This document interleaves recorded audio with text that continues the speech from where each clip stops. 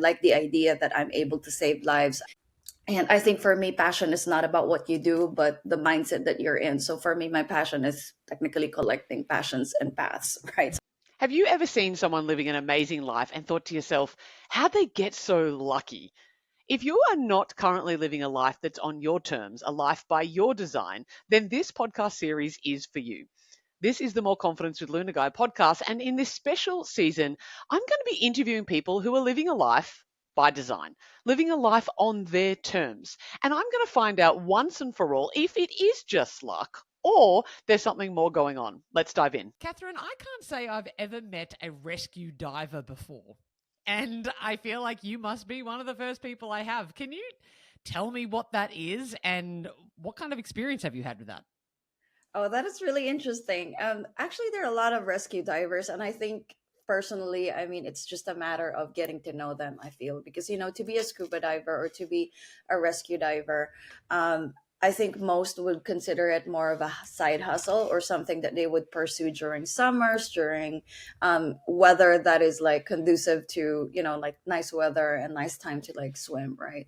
So if you ask me, like rescue diving is about, so okay, so I'll just give a background first. So I'm a professional nurse as well. So I'm a licensed nurse as well. And so I thought, okay, if I am to extend the idea of saving lives on foot, like on the ground, I thought maybe I could also do it underwater. So it's one of those thoughts that came into my mind, right? And so when I took up rescue diving is basically saving someone who is in distress underwater, who can't breathe, who is in the process of dying.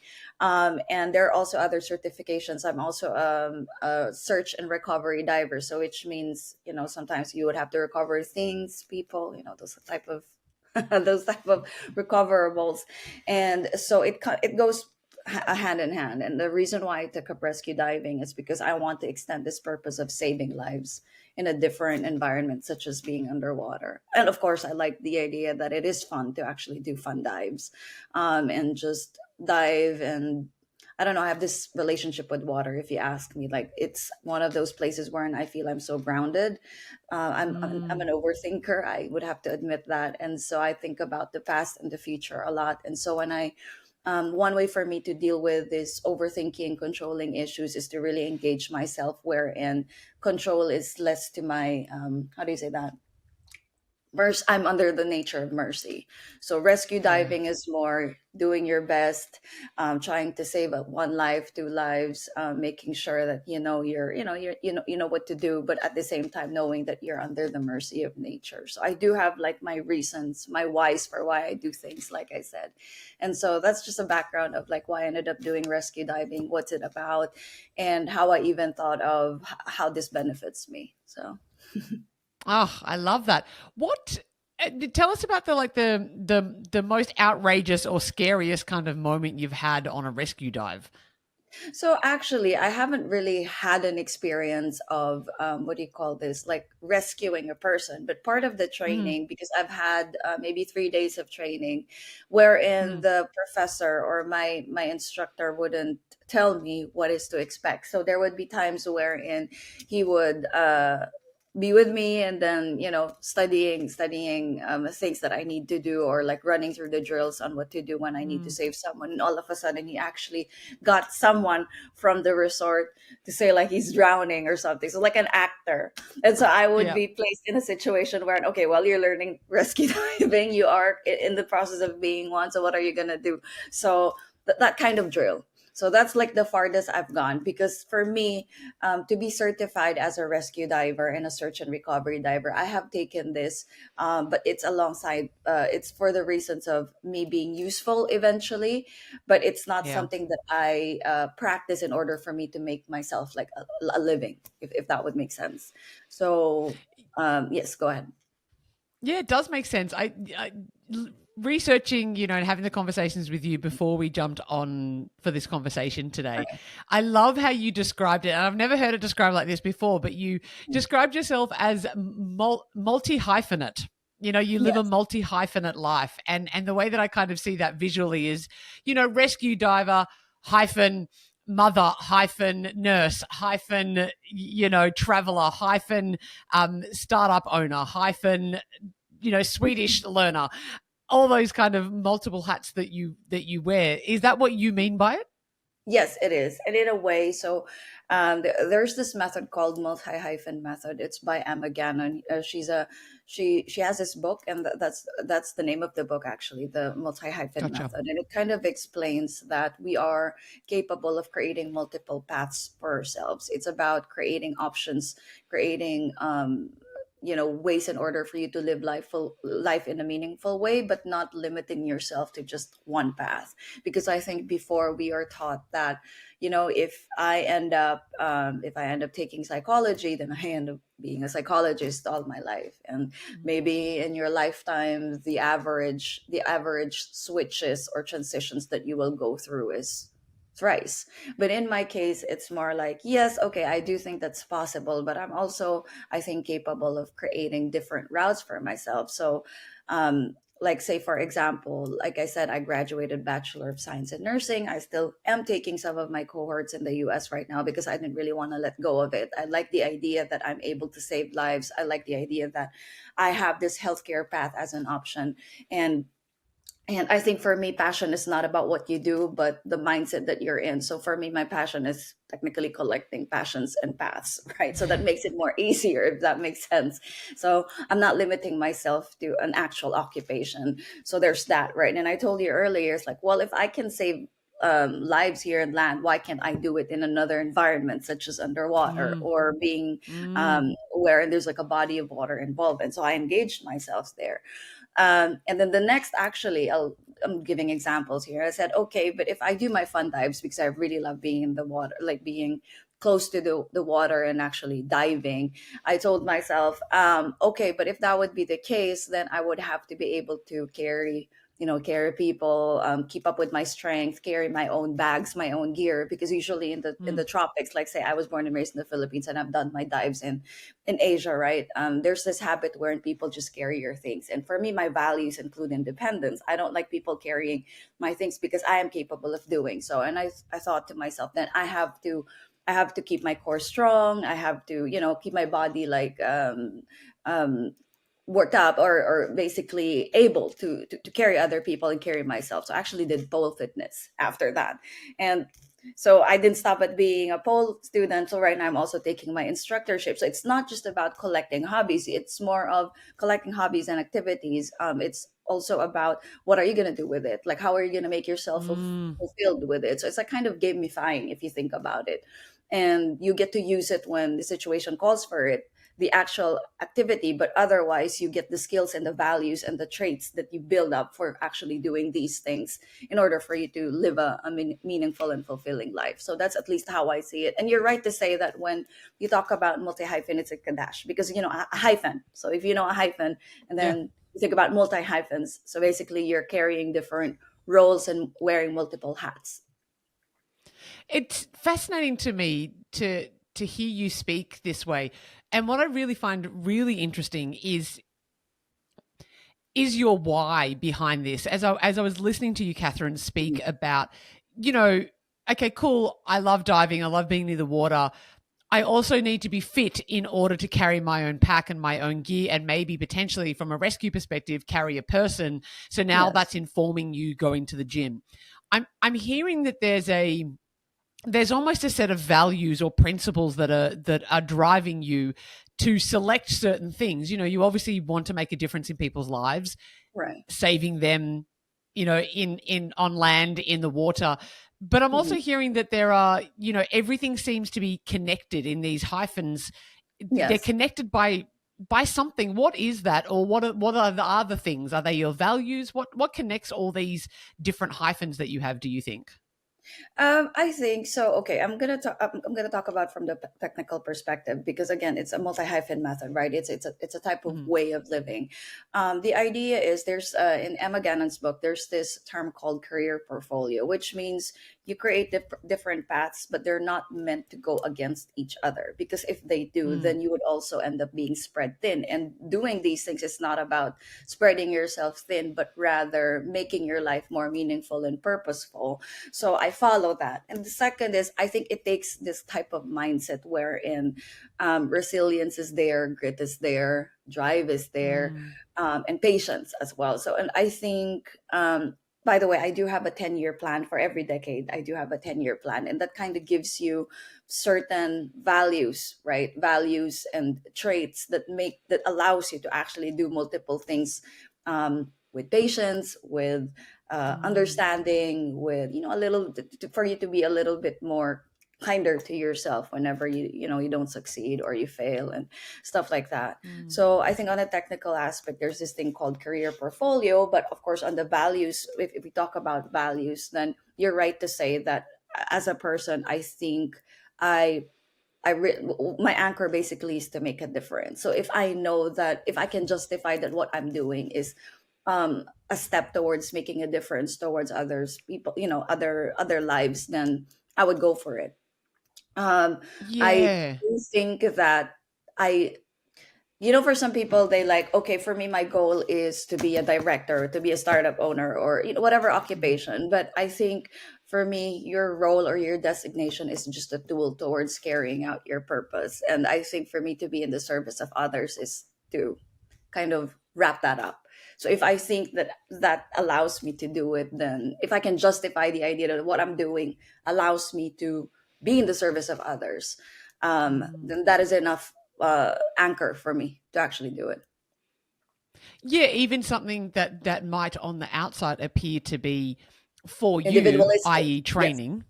Yes. Yeah, it's what I'm hearing you say is that whole fix your own face mask before helping others. You need to be in peak condition. You need to look after yourself. You need to make sure that you're doing well before you're able to give out. Is that right Yes. for you? Do you think? Correct. Because, like, let's say when you do pole dancing or pole fitness, which I explained earlier, you would think, okay, that's an individualistic sport, but how can you be in the Mm. service of others? And I'm like, well, you know what? I'm a bonus mom of three right now. The 9-year old, very energetic, like, and you want to be there for your 9-year old. And Mm. my partner, his name is Linus. He's 48 years young. I'm 36, so we have that gap. And so I think, how am I going to be there for my loved ones in the long run? You know what I mean? How can I keep up with Milker's energy? How can I take care of my partner? That entails a type of, not body, but a mindset, mentally, physically. And so that's how I Mm. think about it. And so I keep doing it. And it's fun, right? Rather than just going to the gym, you kind of exercise mental agility actually when you do pole, because of course there's like this concept of heights, and we're not used to, we're used to walking, but floating around and reverse and all that takes mental strength. So if I can Yeah. reason out why I'm doing things like this, I'm reasoning it out or explaining what I get from it, and it also keeps me Yeah. mentally strong, then I keep doing it. And in fact, I'm not going to stop at being a student. I know that this is something that other people can benefit from, and so I'm also taking an instructorship program. So It's fascinating to me once again. I believe, Catherine, that we live in a culture, and mhm, and that probably is across the board. You grew up in the Philippines. Your mhm, family's heritage, or part of your family's heritage, is Spanish. You mhm, currently living in Sweden. I feel like you mentioned the States before, so you've lived in lots of different cultures. I mhm, think that the main capitalistic culture of our world is very much go find the thing that you're good at that's going to pay you money and do it for the rest of your life. What I'm mhm, hearing you say here is counter to that. And I love it for that reason, because I think that so many of us get caught up in what's my one thing. Did mhm. you ever have that thinking of I need to find my one thing, or I need to find my passion, before you moved into the multi-hyphen method? Actually, no. If I think about it, back in my childhood, I think the closest is that when I was 5 years old, I want to be an astronaut. So Yeah. I want to be an astronaut. And I think that was common because it's about the influence that you get, right? But as you Mm. build yourself in your formative years, you start questioning what you see, what you feel, what is around you. And I think it has been my nature to, I mean, sometimes I even question my own thoughts just to play devil's advocate, because I like that intellectual sparring going on, that I could Hmm. really engage, right? And for me, I think, how do you say that, for me, it's not about having one path. I don't think I've ever been in that situation, if you ask me, because when I Mm. was, so I told you I wanted to be an astronaut. That's the closest, like, calmest maybe years of my life, because when I started going to school at 4, my mom found out that I could actually play the piano because of my mindset. So I do have a sister at that time. So I still, of course, I still do have sisters, but that time I only had my sister, and we both, you know how it is with parents. Okay, you get this, and both of them would get both items, right? So I Yes. got a piano, she got her piano, like a small one, and I started Yeah. playing the piano with my eyes closed, just listening to the notes. And I guess to a point where I wasn't satisfied, I got her piano and I played both piano. Like, so basically it's like a full scale, right? And so my mom actually enrolled me to a music school. So while I was going through the normal academic education, like pre-K, grade school, high school, so I was actually in music school as well. And I was there was a time when I also competed for like a volleyball team, and alongside I was doing chorale. So I think in a way my starting point wasn't just a one path kind of Yeah. life. I think my parents were, how do you say that? They wanted the best, and so in order for to have the best, it's not like to go for one thing, but rather give options. So Mm. basically, when I was growing up, of course, I mean, what do I know, right? When you're like 5 or 6, okay, you're good at piano. Okay, we send you to piano school, and then I ended up loving playing. I ended up loving, the idea of music, and then when I was in college, I ended up being in an opera school as well. But that was on me already, so I enrolled myself. I studied, and alongside pre med. So I don't know, like in my history, I feel like it's not really about that one thing, but rather making myself feel purposeful and fulfilled, by doing several things.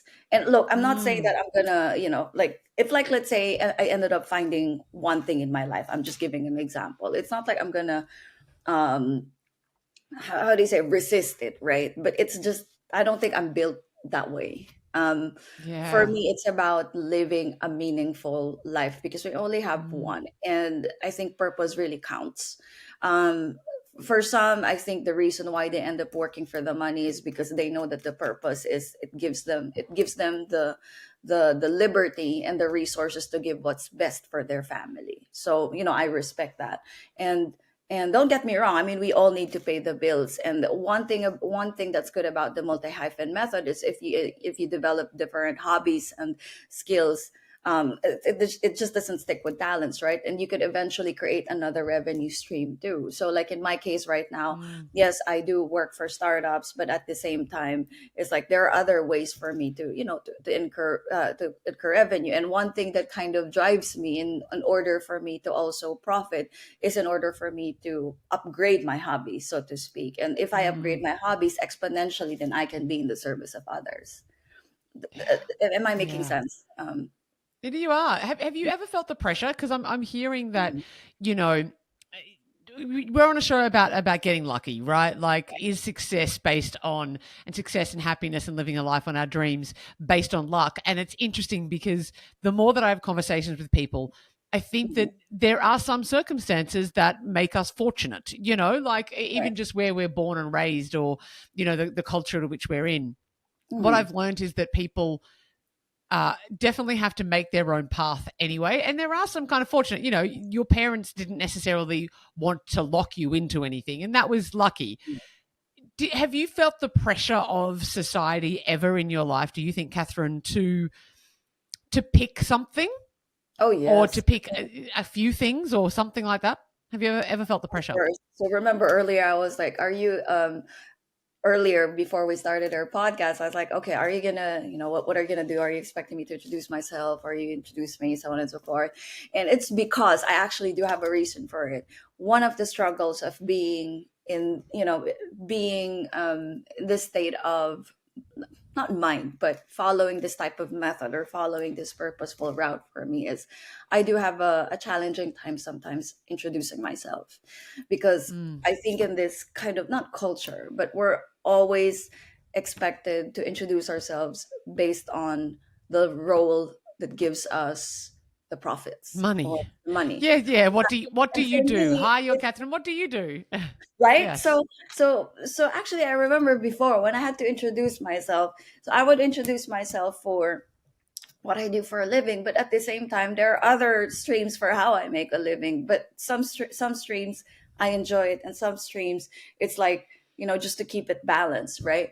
And so I always feel compelled to explain myself, because it doesn't really capture me as a person to say that, well, you know what, I'm helping startups, or I, you know what I mean? Like, I'm helping startups build their own companies in order for Mm, them to create opportunities. But that's not just who I am. I don't really confine myself based on one thing, right? Because it's not the role that represents me, it's the mindset that represents me. And so I do have yeah. challenges explaining myself sometimes on like how to introduce myself.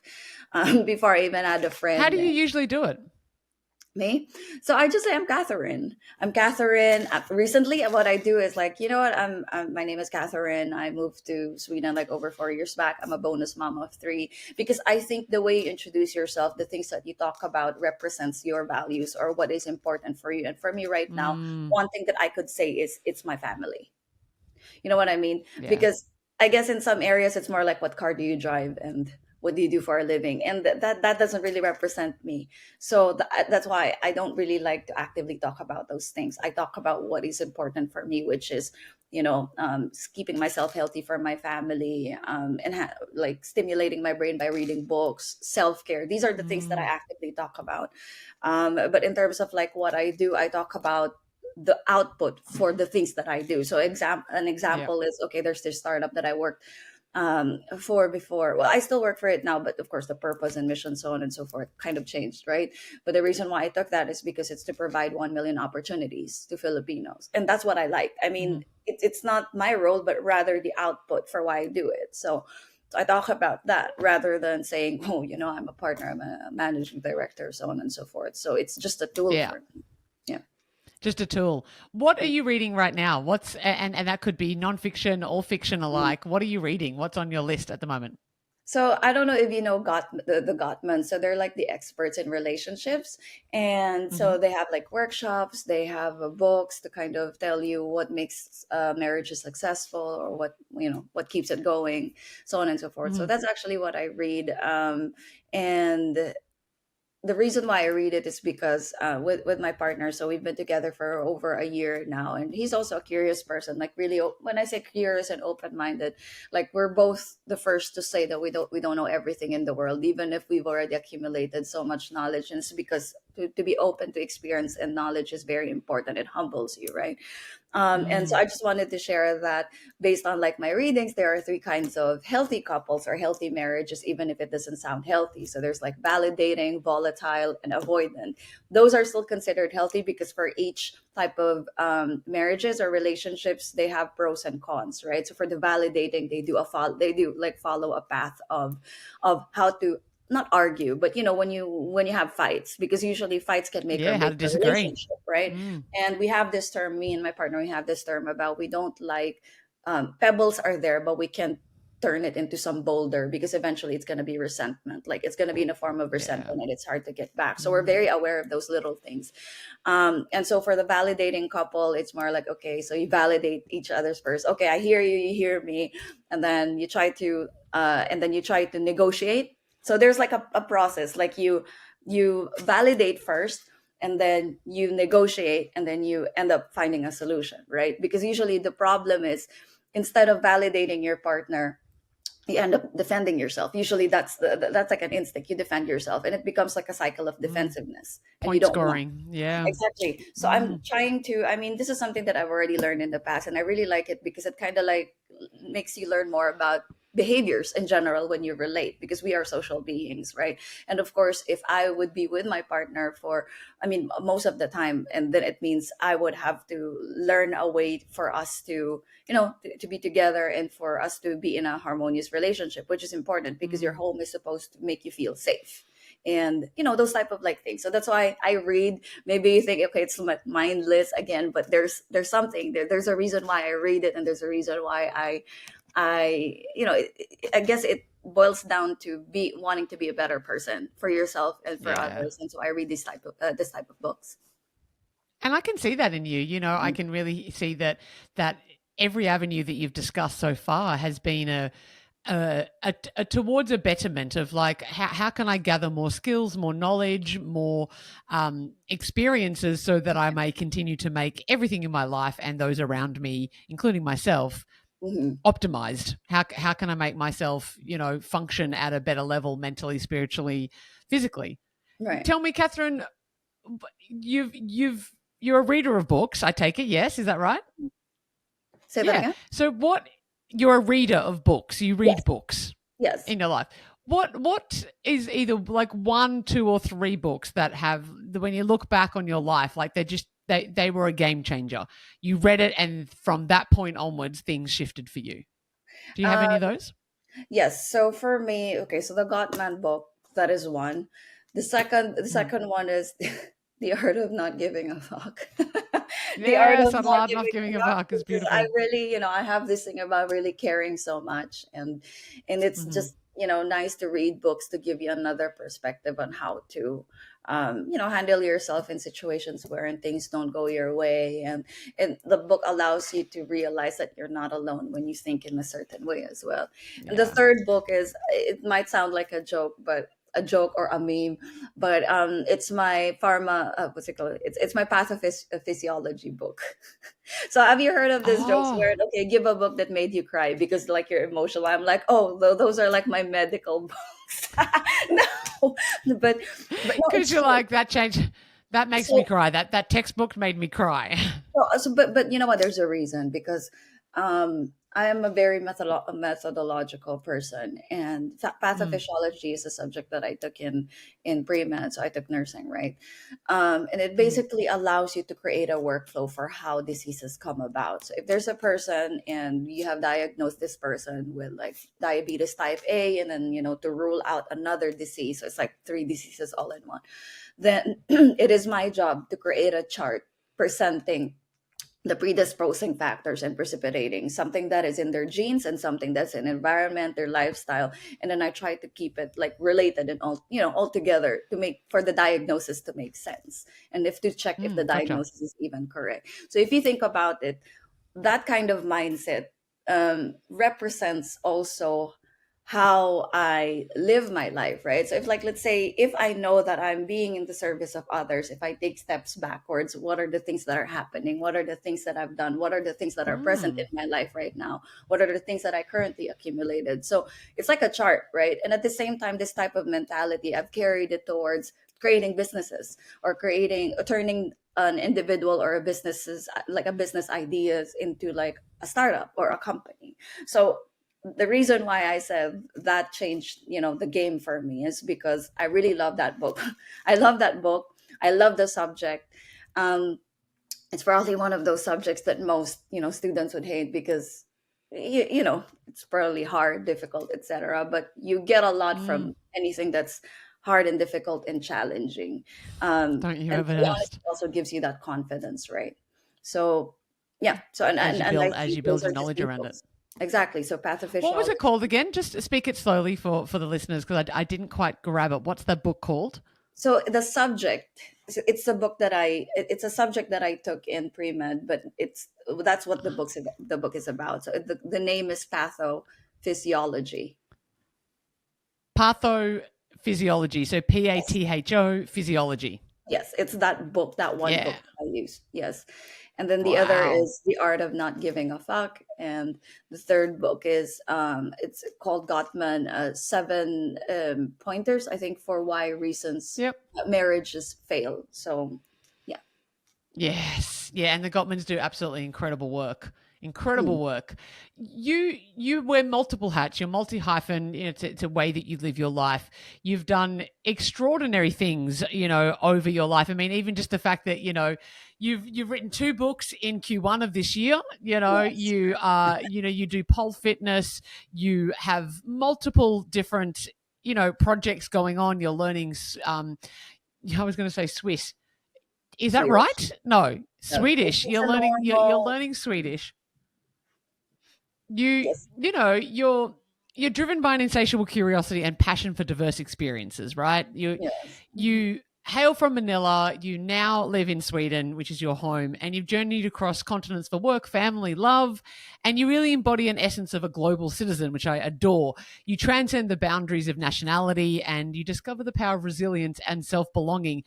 I know that you have a background of a mix of skills and passions from entrepreneurship, healthcare, performing arts, as we talked about, your fitness, your pole sports, scuba diving, and also, the modern Renaissance woman as she aspires to be. For those people listening at home, I know that at times for you, your inner critic can be quite maybe destructive. How do you deal with that if your inner critic is pretty harsh at times?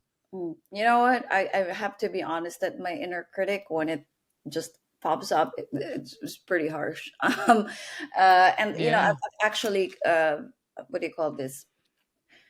I was gonna say something. Okay, so one of the solutions that I've learned to do when that happens is to remember I told you about me being a devil's advocate to my own thoughts sometimes. I usually Yeah. counter it with a question, who told you that? So when I'm like starting to feel, oh God, I'm disappointing everyone around me, or I could have done better, or I mean, to a point, of course, when you're being reactive and emotional, you're not really in that Mm. space where you could constructively pinpoint what you could have done better, so on and so forth. So I guess um, the first thing to do is to pacify. And I think for me, one way to pacify myself when I get into that rabbit hole is to keep asking myself, who told you that? Because at the end of the day, it's actually you. You are your harshest critic, but at the same time, you are also Mm. your cheerleader, right? So which path would you go? I mean, when I go into that rabbit hole, up until now I still have that, and it's not a secret at all. And Mm. so I and whenever it does, it's really tough. It's really tough, and I see that, of course, my partner knows this, because of course I live with him, and we remain to Mhm. be vulnerable and transparent to each other, and we help each other succeed by knowing our own strengths and weaknesses, and kind of like, help each other, so to speak. And for me, one of Mm. the things I do is to ask myself, who told you that? And when I start when I start doubting myself, or when I start being critical, um, what I do is I know it's counterintuitive. Like some people, they would go inward, but what I start to do is to think of the 12 aspects in life. So I don't know if you know the study. It's by the Integrative Nutrition Institute of the Integrative Nutrition, if I'm not mistaken. So basically, it's Share like it a with pie us. of life, wherein we do have like 12 aspects of it. And when you start feeling like you're not enough, you're not doing, you're basically putting yourself down, or you're just not happy, or when you start to feel negative, Mhm. more likely there's an aspect that you're not filling in. So the aspects I'm talking about: socials, cooking, because that kind of brings you closer to nature, right? The things that you cook, it comes from the ground, like earth. Your social relationships, your studies, your passion, mental stimulation. So there are like 12 aspects, right? And relationships is actually just one of those.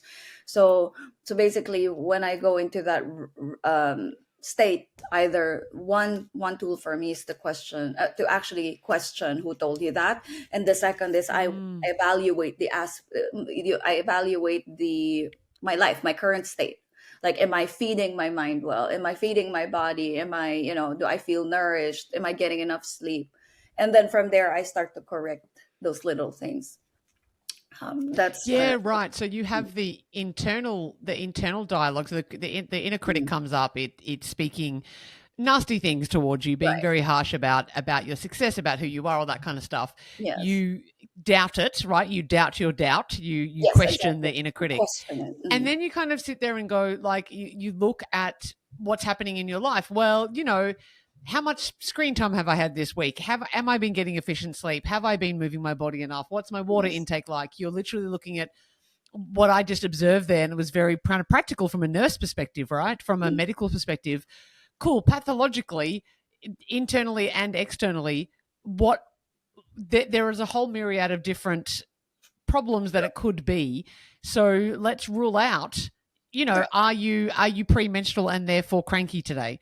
Are Right. your hormones impacting you? Did you not sleep well last night? I know for myself that when I'm tired, my inner critic is its loudest, Right. and that's when I were more likely to eat food that is outside of alignment of my healthier self, which feeds the inner critic even more. Right. So I'm hearing you say some really phenomenal things for everybody here listening at home. Hmm. Recognize that the inner critic, A, is not fact, and Right. B, what are the external factors as well that are playing a part in this?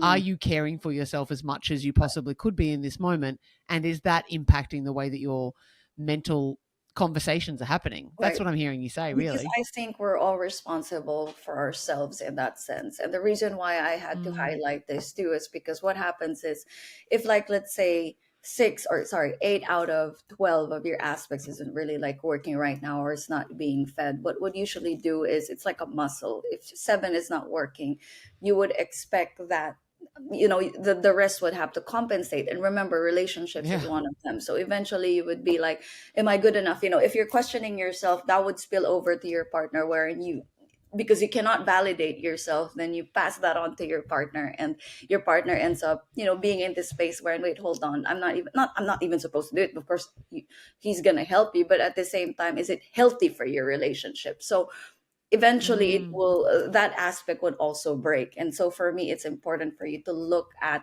how you are currently living in order for you, again, to be better mm, to the closest.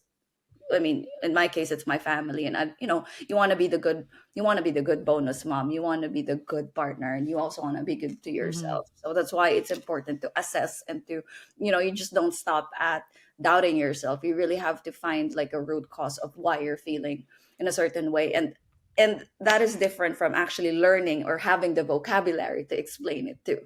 So yeah, of that's course. why I Of think course. to keep on developing is important, because there was, I mean, I wasn't, how do you say that, like, sometimes the way you think and the way you communicate what you feel, it doesn't really sync. Especially, so you need to know that vocabulary and you have to practice it. And so Mm, transparency is important. Me and my partner, we both know our 4 values. So it's honest, it's transparency, it's authenticity, consistency. So we do have our values, and reciprocity. So that's pretty much our guideline. So when I, like, let's say I'm feeling in a mm, certain way, even if it doesn't make sense, it's petty, it's not petty, we communicate it in a way that we do disclaimers like, okay, if I sound accusatory right now, it's not about you, it's about how I feel. Maybe I can restructure this later, but if you think you cannot handle my tone, we talk about it another week. So we learned how to relate, so to speak. So again, yes. it's doubting yourself, it's assessing yourself, and learning to communicate what you have assessed, or your findings, so to Yes. speak. Yes. I love that. And that, I mean, that takes time and effort, right? It takes time and effort and energy. I'm sure that that hasn't been something that you just No, discovered one day and then you were great at it, right? of course not. No, no. It takes a lot of, Yeah. it's like a decision that you have to make for yourself.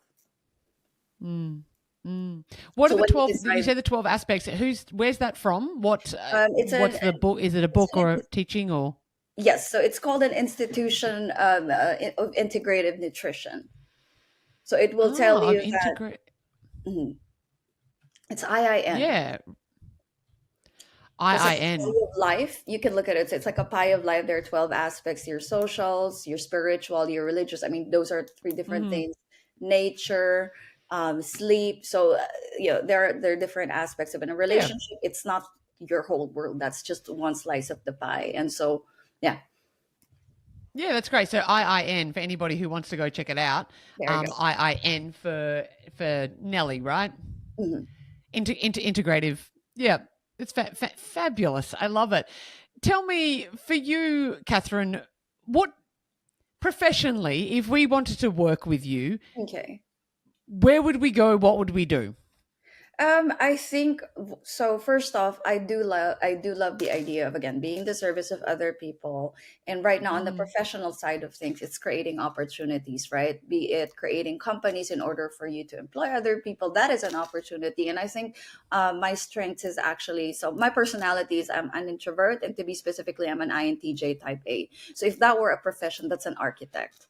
And yeah. so in that case, I had been working with startups, startups startups and tech incubators, wherein if there's a business or an individual who comes to us and say, you know what, I have an idea about a company I would like to build. This is how it looks like. This is where I want to put it. These are the resources available. Can you do something with it? So I'm that type of person. So you come to me, Yeah. and then basically I create studies. I do the research. I would think if it's even viable for you to create this product or to create your company and make it Mm. functional in this side of the world, so on and so forth. So um, my strength is actually building things and creating And things. it's funny that you said that, because you're like architect. And what, when I think about what we were talking about pretty well the whole conversation around, Right. you live a life by design. And Yes. even if we use that language, we talk about articulating our ideas. To live a life by design is that we have created it, we've built it, we're the architects of our life. And I think that it's so fitting for our conversation. So Right. if people want, might want to collaborate with you at some point, we just find you on LinkedIn. Is that right? Yes. And so, of course, my portfolio Yeah. is also there that, you would see that the startups that I've worked for, I'm really drawn to Mm. pioneer leadership. I like the idea of working for small companies and being a part of something big eventually. Again, because there's this charm, right? Because you're building it. You're building it and then design it in a Yes. way that kind of, represents you. If, of course, if it is aligned to the people that you work with, rather than a bigger corporation, like a corporation or a company wherein everything is already set. So I do Established. have Yep. this. I'm very I'm drawn to in like startups or companies that are in its infancy stage. Yeah, beautiful. I love it. Well, thank you so much for being here. Thank you for providing value, for having this conversation, hearing all the many different hats that you wear in your multi-hyphen experiences. If you could sum up living life on your terms in just 5 words, Catherine, what would they be? Live um live life to the fullest. Live life to the Live life fullest. to Oh, the there you go. fullest. Yes, it is. Well done. That There was you go. so I hadn't succinct. even. Yes, I remember answering this question. My partner said, if you were to summarize, and me and my partner, when we met, because we like to talk about existential, topics and philosophy, and so we Fabulous. could just drift from like one topic to another, which I like. And he asked, okay, Mhm. so how would you describe your life? I said, well, I'm living life to the fullest. That's really what it is. I just didn't think that it would fit in this conversation, but there you go. And So. doesn't it ever? Live life to the fullest. 5 words to live by, I think. And if you're not living already, please start to go do it, because you've only got this one shot, and go out and get it. Catherine, it's been an absolute pleasure having you here. I know that you have 2 books that you have written early this year. Do we find those on LinkedIn as well? Right. It's actually in Amazon. And it's more of Amazon. a personal Fabulous. project for me, but it's something that I would probably, not release, but let my connections know eventually. But it's there. It's actually it's there. It's like Fabulous. a project for my eldest bonus daughter, and for Daughter. Linus, Mhm. my partner. So How wonderful. And of course, for all the listeners, you probably do know that my brand new book, my second book, Get Happy and Free, came out May 23. So make sure that you head over to Amazon and get your copy now. It'll be available on Audible. I narrated it. That will be coming very, very soon. And as always, if you've enjoyed this podcast, the best way that you can support it is just to hit that subscribe button, hit the follow, and maybe share it with someone who you think, hey, I reckon that they really need to hear this conversation. Catherine, it's been such a pleasure to have you here. Look forward to everything. All your details will be in the show notes. And thank you for being on the More Confidence with Luna Guy podcast. It's been a thank you pleasure. for having me, Luna. Thank you. Pleasure. Bye.